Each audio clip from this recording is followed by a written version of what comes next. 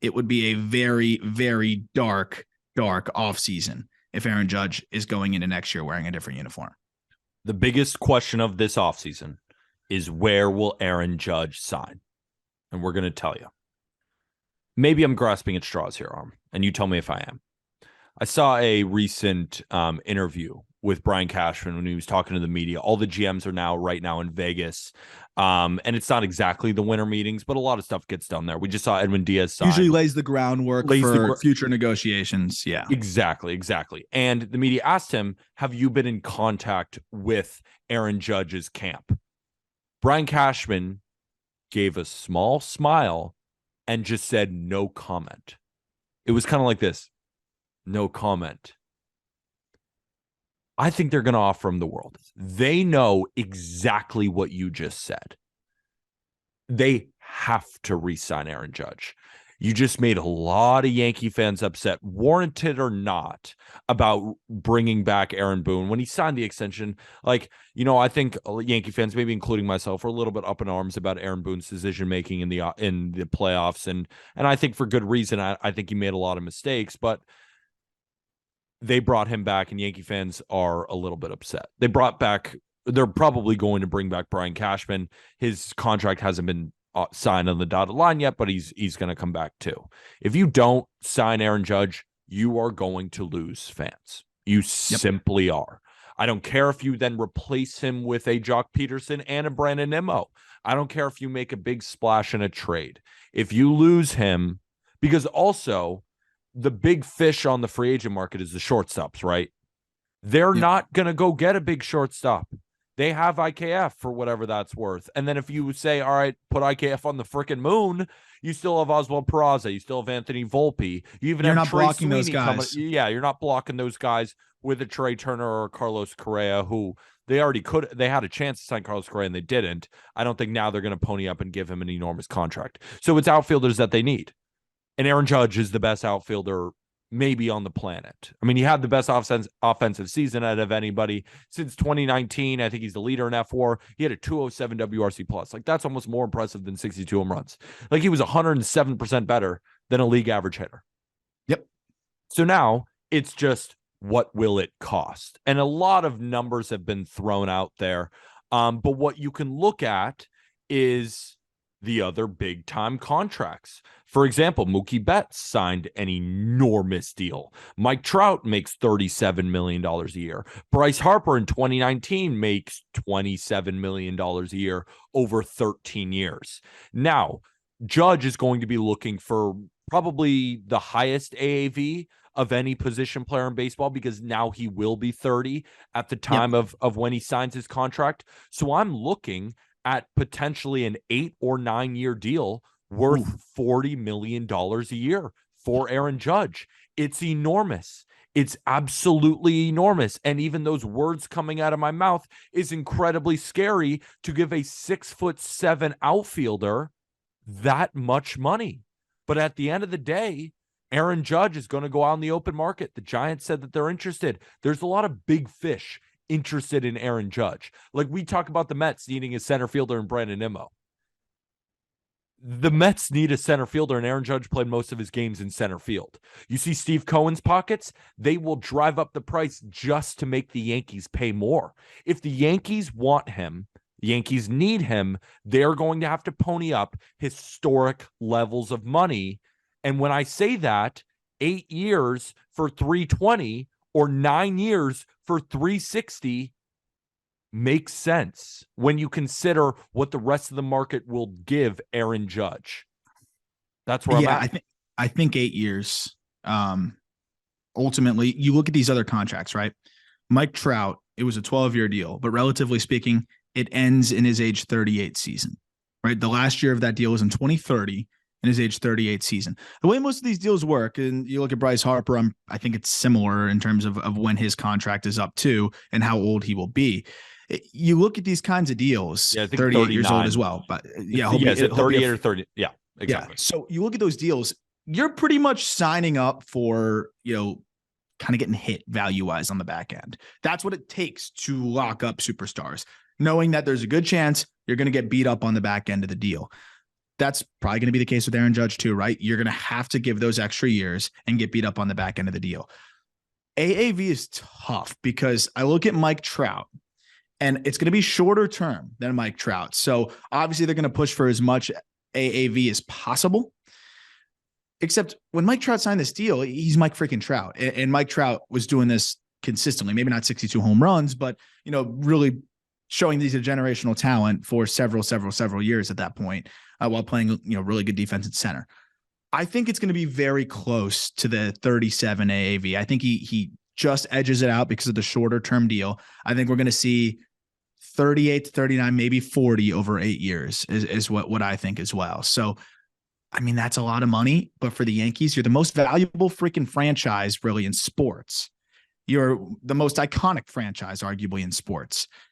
You have to keep the face of your franchise who transcended the sport this year. It was perfect that he was a Yankee from their perspective, right? The guy that transcends baseball is on the organization that often transcends baseball, right? Tourists come to New York. What do they buy? They buy a freaking Yankees hat. You have to keep Aaron Judge. You have no choice. And I think it's going to be for about 38 to 40 million a year over 8 years. I agree. And this is why I think that Aaron Judge deserves possibly more than Mike Trout. Only, a couple reasons. Inflation, just as the market increases, like Max Scherzer made $43.3 million. Jacob deGrom is set to make more. That's just how the market works. And like Aaron Judge, when we talk about that Mike Trout is Mike freaking Trout, and Mike Trout deserves to be Mike freaking Trout, but Aaron Judge is freaking Aaron Judge. Since 2019, he's the league leader in F4. Like, let's not get this twisted. When we saw that Trey Turner clip that was narrated by John Hamm, he said, Trey Turner's been better than Mookie Betts, Freddie Freeman, and Jose Ramirez. The one name that was ahead of Trey Turner? That's Aaron fucking Judge. Dude, yep. 22.3 F4. Trey Turner to Mookie Betts is 20 WAR, 20 F4 to 19.6. Aaron Judge is at 22.3. And Mike Trout doesn't have the gaudy WAR numbers just because he's played 342 games since 2019 compared to Aaron Judge at 435. But that was the one issue, right, with Aaron Judge. It was the durability. But he's proved it now season over season. Two straight seasons of being durable. Like, if we're looking at home run leaderboards, there are a couple of guys with 113, 110. Simmons got 111 home runs since. Judge has 137 home runs. He is second in WRC plus to Trout and 110 more games. Aaron Judge is one of the best overall players in the game of baseball, and it's not due to just offense. Defensively, he's been great in right field. He's even played center field. Like Aaron Judge, we could think of him as a center fielder with this type of contract. Like, I think he's going to get 8 for 320 or 9 for 360, and I would not be surprised to see him get 9 for 360. We've talked at length now about the Yankees. Who are a couple of other teams who will be in the Aaron Judge sweepstakes? Like, who's the number one that comes to your mind if he doesn't re-sign with New York?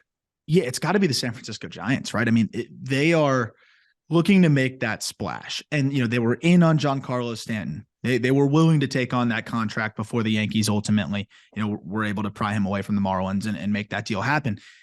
When you see what the Giants have done in the past, they have some ground to make up. This is a great way to make up a lot of ground in one move. Obviously, they'll make some other moves too. And it's going to be tough, though. How do you sell Aaron Judge on leaving the Yankees and going to San Francisco, which is, definitely a less talented roster? But money talks. And I don't know if he wants to be on the West Coast. I don't know what that side of things is. I assume he wants to remain a Yankee. But San Francisco is one of the more well-run organizations in baseball. They are very enticing to superstars. There's a lot of reasons to want to be there. And I think they're going to make a very competitive offer to Aaron Judge, and the ball will be in his court. Do not count out the Los Angeles Dodgers. For one, we know that they have a boatload of money.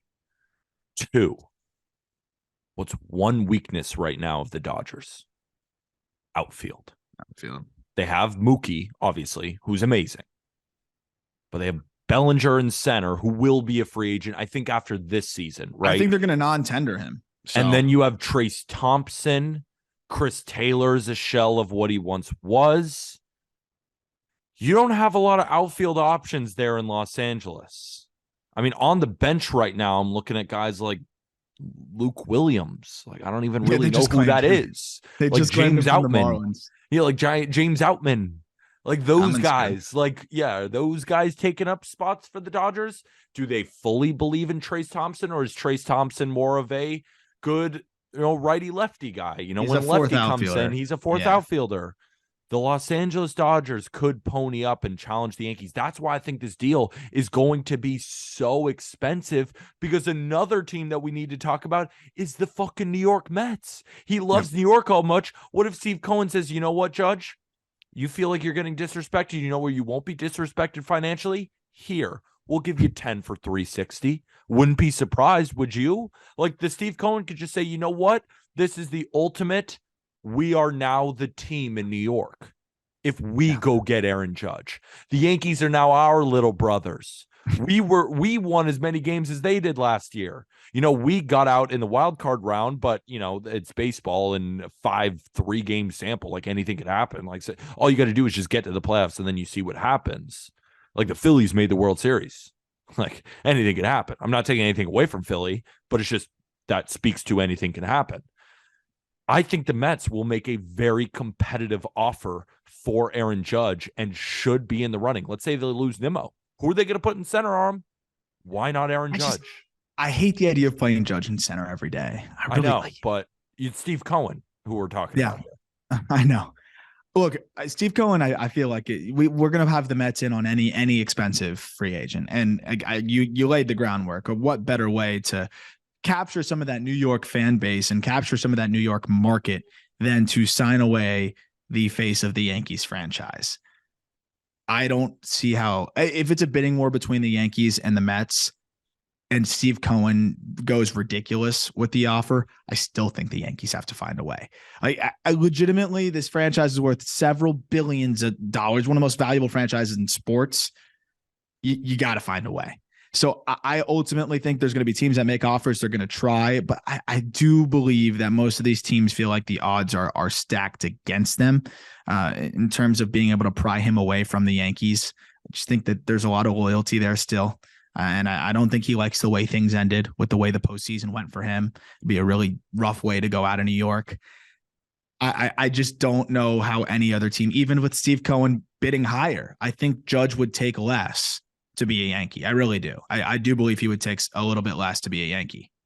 I hope you're right. Final prediction for Aaron Judge. Oof. I think he signs a 9-year, $340 million deal with the New York Yankees. And the reason I say 9 for 340 is I think there are going to be plenty of 8-year deals on the table for $300+ million. And I think the Yankees will pony up, give him that 9th year. I think he'll get some 9-year deals from other teams, but eventually say, you know what? They gave me a truckload of cash. They gave me 9 years. They gave me $300+ million. That's where I'm going to go. And I think that 9th year will be crucial, because I think at the beginning, we're going to see some 7-year deals. Then the 8-year deals are going to be aplenty. And I think the 9th is going to push him over the edge. And he goes back to the New York Yankees for 9 years for $340 million. And as soon as he signs the dotted line, I will be slightly nervous for how that contract will end up, because we know historically it has nothing to do with Aaron Judge. It has nothing. He could be the absolute perfect baseball player. He could be Shohei Ohtani. 10-year deals don't often work. So I will be slightly nervous, but at the same time, as a Yankee fan, I will be incredibly excited to see him back in pinstripes where he belongs. Yeah, I'm going to say 8 years, 305 to the New York Yankees, mutual option on that final year. That I hope someone goes 9th year for him, because I think that'd be pretty crazy. I don't know if I could see a team giving a 30, 31-year-old in a 9-year deal, but that might be what it takes ultimately for the Yankees to make it happen without going ridiculously over 40 million, in the AAV department. But I'm going to say 8 years, 38 and change, which would give you $305 million contract, 38 and change AAV. That's going to be my final prediction back to the Yankees. We got him. And that'll do it for this episode of the Just Baseball Show. All the links, of course, are in the episode description. Code for Merch is still live, October 15. We also will be having a Black Friday sale. So be on the lookouts for that. What is Black Friday? The day after, day before Thanksgiving? What is it? Do you know? Never been a Black Friday guy. I think it's the day I think after. it's the day after. Day after. That makes sense because then it officially gets into Christmas season. Even though in commercials you're seeing Christmas stuff I've already saw before Christmas trees. Yeah, before Halloween.